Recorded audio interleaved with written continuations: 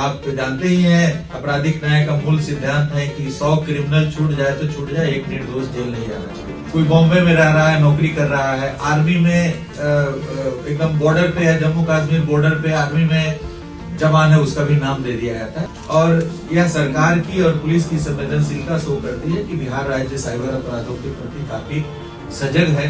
जीते स्कूटी जीते कार। जी आपने सही सुना, लक्ष्मी ज्वेलर्स कटिहार से कृष्णा डायमंड ज्वेलरी खरीदें, लकी ड्रॉ में पार्टिसिपेट करें और कार और स्कूटी जीतने का मौका पाएं। साथ ही 25% तक की छूट पाएं सोने और चांदी के जेवर की बनाई पे और हीरे की वैल्यू पे। Lakshmi jewellers, Lakshmi complex, doctor Rajendra Prasad Path, Katihar.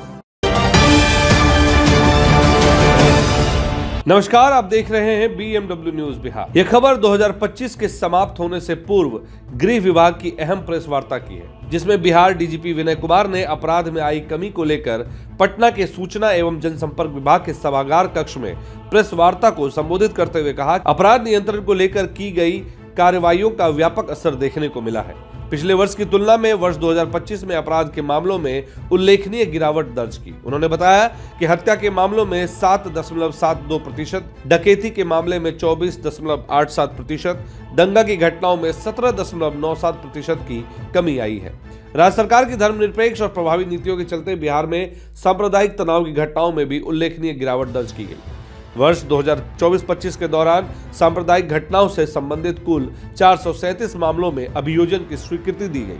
राज्य में लोक व्यवस्था एवं विधि व्यवस्था बनाए रखने के उद्देश्य से बिहार अपराध नियंत्रण अधिनियम के तहत वर्ष 2024 में कुल 25 कुख्यात अपराधियों के विरुद्ध निरुद्धादेश पारित किया गया। BNSS की धारा 107 के अंतर्गत अपराधियों द्वारा अपराध से अर्जित संपत्ति की जब्ती के लिए अब तक 1419 अपराधियों की पहचान कर ली गई है, जिनमें 405 व्यक्तियों के विरुद्ध प्रस्ताव माननीय न्यायालय को भेज दिया गया है और न्यायालय द्वारा अब तक 70 अपराधियों के विरुद्ध संपत्ति जब्ती की कार्रवाई प्रक्रियाधीन है।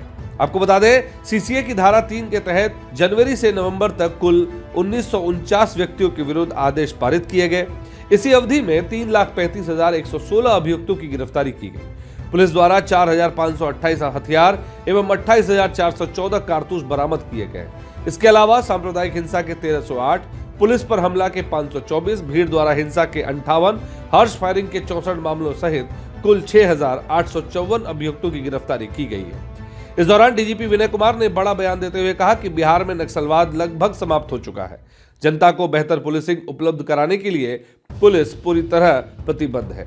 गंभीर मामलों में 24 से 36 घंटे के भीतर कार्रवाई और सुनवाई हमारा लक्ष्य है। 3 कांडों का जिक्र किया है और आपने यह भी जिक्र किया है कि कई कांडों में CID का जांच हुआ है, तो हमारे संज्ञान में लाएंगे तो हम लोग उसको जो 3 कांडों का आपने संदर्भ दिया है, उन कांडों में हम लोग उसका अनुवर्ती कार्रवाई देख लेंगे कि कहाँ पे लटका हुआ है।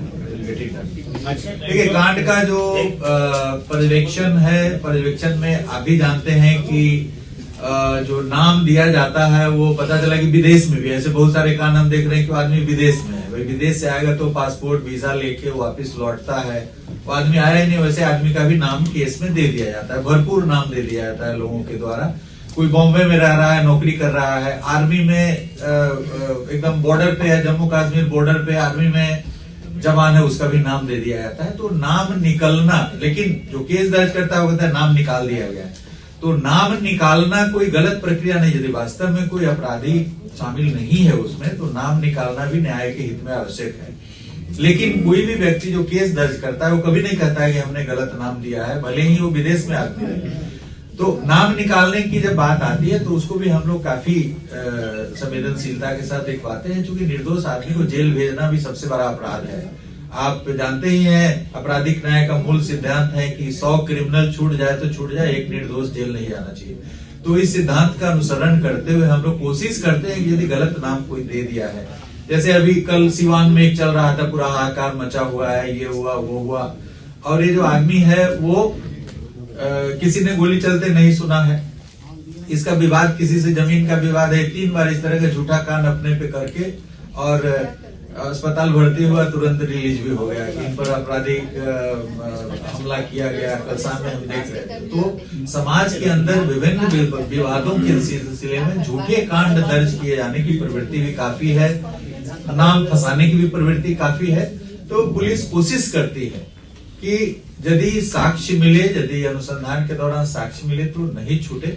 इसके लिए हम लोग तत्पर है। हम आप देखते हैं कि हम 3-3 घंटे स्वयं प्रतिदिन जनता दरबार लगाते हैं और उसमें कोई भी व्यक्ति हमारे जनता दरबार में आ सकता है, दिन में भी मिल सकता है। तो हम लोग कोशिश करते हैं कि यदि कोई निर्दोष है तो उसको भी न्याय मिले और जो दोषी है तो विक्टिम को भी न्याय मिले, उसकी गिरफ्तारी हो।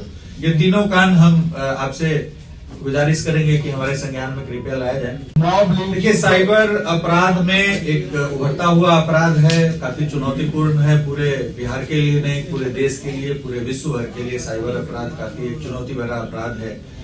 इसमें मैंने आपको बताया कि बिहार उन चुनिंदे राज्यों में से है जहां पर हर जिले में साइबर थाना 2023 में ही क्रियाशील हुआ है और हम लोग इस साल करीब 7,000 से अधिक कांड दर्ज कर रहे हैं। साइबर अपराध में पिछले वर्ष कम ही गिरफ्तारियां हुई थी। इस बार हम लोग पहली बार 1000 पार कर रहे हैं, 1200-1400 साइबर अपराधी। और एक एक जो अपराधी है उसको आप ऐसा नहीं समझ सकते हैं कि वो एक अपराध किया है। जैसे सुपौल में एक सिम बॉक्स वाला एक लड़का गिरफ्तार हुआ, वो प्रतिदिन 25,000 कॉल करता था पूरे विश्व भर में। 25,000 कॉल, 7,000 सिम उसके जो सिस्टम था उसमें लगा हुआ था। ये सिम की व्यवस्था तरह तरह के माध्यमों से उसने प्राप्त किया था, नवादा से, दुमका से, बहुत जगह से, और 25,000 कॉल पर डे कर रहा था। तो ये एक अपराधी जब पकड़ाता है साइबर का, तो एक अपराध वो नहीं किए हुए रहता, वो पूरे विश्व भर में हजारों अपराध किए हुए रहता है। तो जो 1200 साइबर अपराधी पकड़े गए, आप मानिए कि लाखों अपराध इन्होंने किया है। तो साइबर अपराध के क्षेत्र में भी आपने सुना कि हम लोगों ने अलग से वर्टिकल तैयार किया है जिसमें एडिशनल डीजी रैंक के पदाधिकारी शीघ्र ही पदस्थापित होंगे और यह सरकार की और पुलिस की संवेदनशीलता शो करती है कि बिहार राज्य साइबर अपराधों के प्रति काफी सजग है। लेकिन जनता को भी हम लोग अवेयरनेस चला रहे हैं कि अभी बहुत सारे लोग हमारे पास आ रहे हैं ये शेयर में इन्वेस्ट करने वाले। किसी ने 2 करोड़, 2.5 करोड़, 80 लाख, 70 लाख शेयर में वो फर्जी वेबसाइट पे जाते हैं और प्रलोभन में, जैसे शुरू में वो जो इन्वेस्ट करते हैं तो उनको तुरंत इतना अच्छा रिटर्न आता है कि गदगद हो जाते हैं।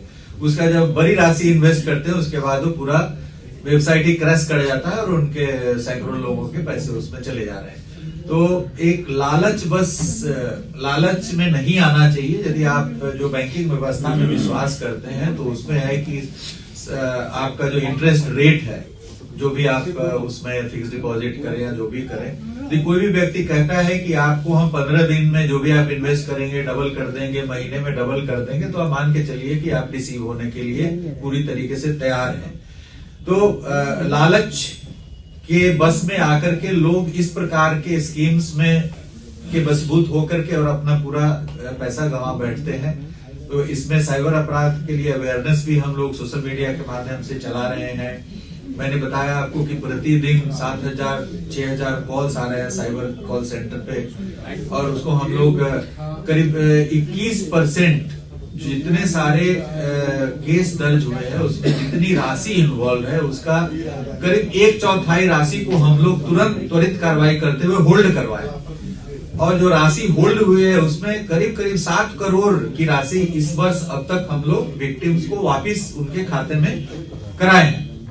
कई सारे मामले में मीडिया में भी आया है कि 2 दिन के अंदर में हम लोगों ने 7 लाख 5 लाख जो भी राशि रहती है, यदि वो साइबर अपराधी उसको लेयर करते हुए यदि पूरी तरीके से नहीं उसको डिफ्यूज कर दिए रहते हैं तो हम लोग तुरंत होल्ड करके उसको दिलवाते भी हैं। इसमें आपको इंटरप्ट कर रहे हैं जी, अमित चौधरी जी से मेरा सवाल है दैनिक जागरण से। इस बात से बिहार की जनता कितनी सहमत है, कमेंट के माध्यम से अपनी बात हम तक जरूर साझा करें और बने रहें बीएमडब्ल्यू न्यूज बिहार की तमाम खबरों के साथ। Bureau report, BMW news Bihar.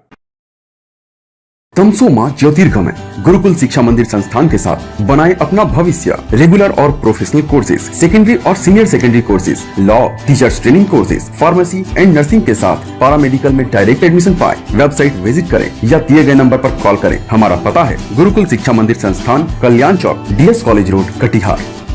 हमारा वीडियो अगर आपको अच्छा लगा हो तो आप हमारे वीडियो को लाइक करें, शेयर करें और हमारे चैनल को सब्सक्राइब जरूर करें।